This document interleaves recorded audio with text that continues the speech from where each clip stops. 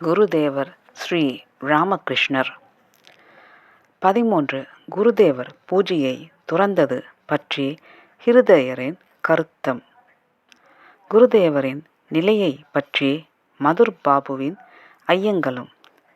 இதுவரை எப்படியோ குருதேவர் பூஜையை செய்து வர மதுர் பாபு அனுமதித்து வந்தார். இனியும் அது நடைமுறையில் இயலாது என்பதை உணர்ந்து மாற்று ஏற்பாடு செய்தார். அதை பற்றி ஹிருதயர் கூறினார். மதுர் பாபுவின் இந்த முடிவிற்கு முக்கியமான காரணம் ஒன்று உண்டு. ஒரு நாள் குருதேவர் பரவச நிலையில் ஆசனத்திலிருந்து திடீரென்று எழுந்து கோயிலுள் நின்றிருந்த மதுர் பாபுவையும் என்னையும் பார்த்தார். பின்னர் என் கைகளை பிடித்து அழைத்துச் சென்று என்னை ஆசனத்தில் அமரச் செய்து மதுர் பாபுவிடம், இன்றிலிருந்து ஹிருதயன் பூஜை செய்வான்.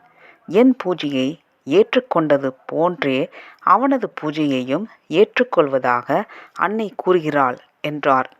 குருதேவரின் வாக்கை அன்னையின் ஆணையாகவே மதுர் பாபு ஏற்றுக்கொண்டார். ஹிருதயரின் கூற்று எந்த அளவுக்கு உண்மையானது என்பது நமக்கு தெரியாது. ஆனால் குருதேவர் இருந்த மனநிலையில் அவரால் முறையாக பூஜை பணிகளை செய்ய இயலாது என்பதை மதுர் பாபு நன்றாக அறிந்திருந்தது உண்மை. குருதேவரை முதலில் கண்டதிலிருந்தே மதுர் பாபுவின் மனம் அவர்பால் ஈர்க்கப்பட்டிருந்தது. அவருக்கு அனைத்து வசதிகளையும் செய்து கொடுத்து தட்சிணேஸ்வரத்தில் வைத்துக்கொள்ள மதுர் பாபு தீவிரமாக முயன்றார்.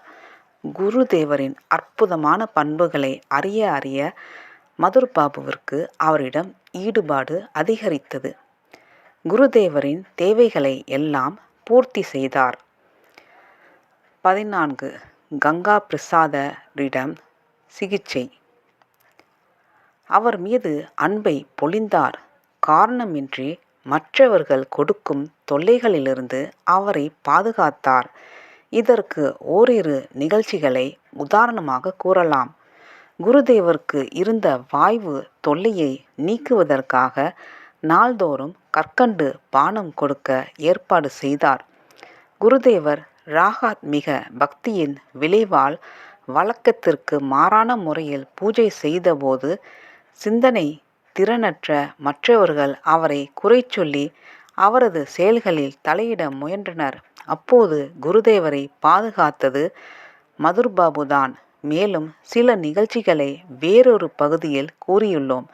ஆனால் புத்தி புகட்டுவதற்காக என்று ராணியை குருதேவர் அடித்த சம்பவத்திற்கு பிறகு அவரை பற்றி மதுர் பாபுவுக்கும் ஐயம் தோன்றிற்று.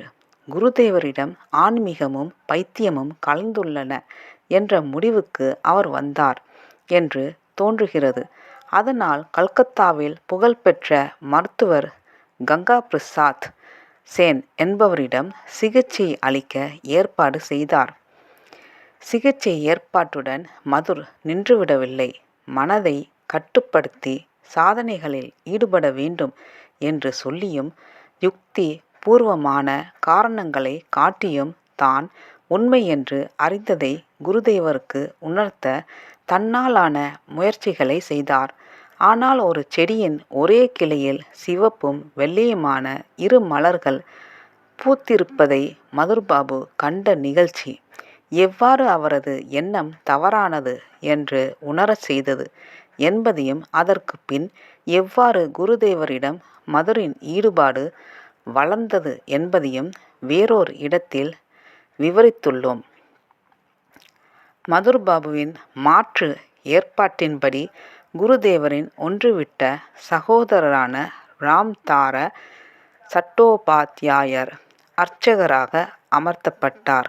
வேலை நிமித்தமாக தட்சிணேஸ்வர கோவிலுக்கு வந்த அவர் குருதேவர் குணமடையும் வரை கோவில் பூஜை செய்வதற்காக நியமிக்கப்பட்டார். இந்த நிகழ்ச்சி 1858ஆம் ஆண்டில் நடந்தது.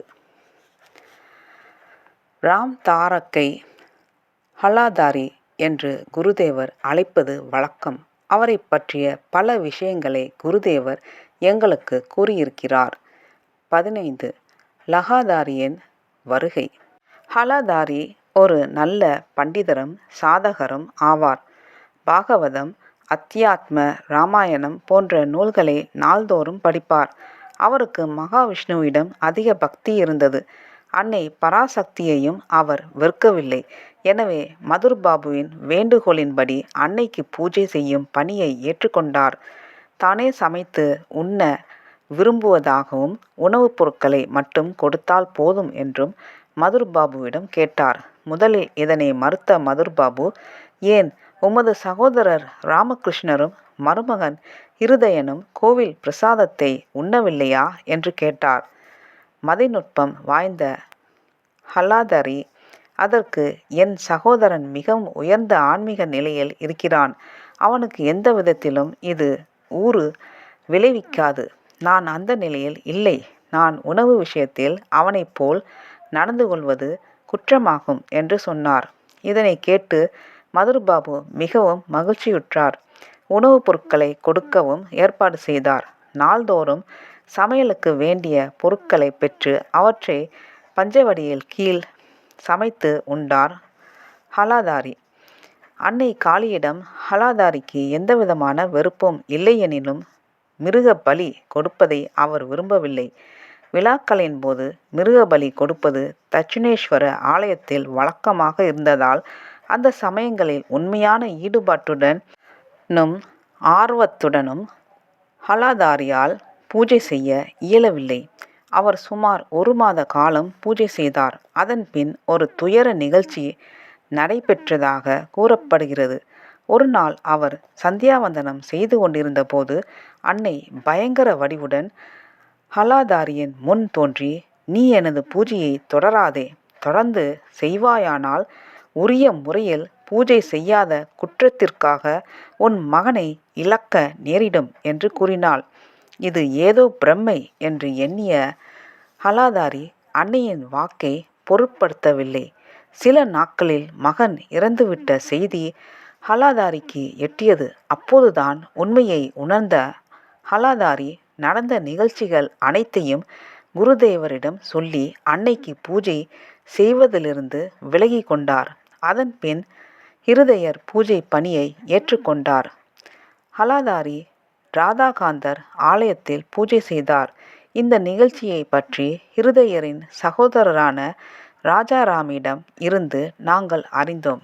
நன்றி, வணக்கம்.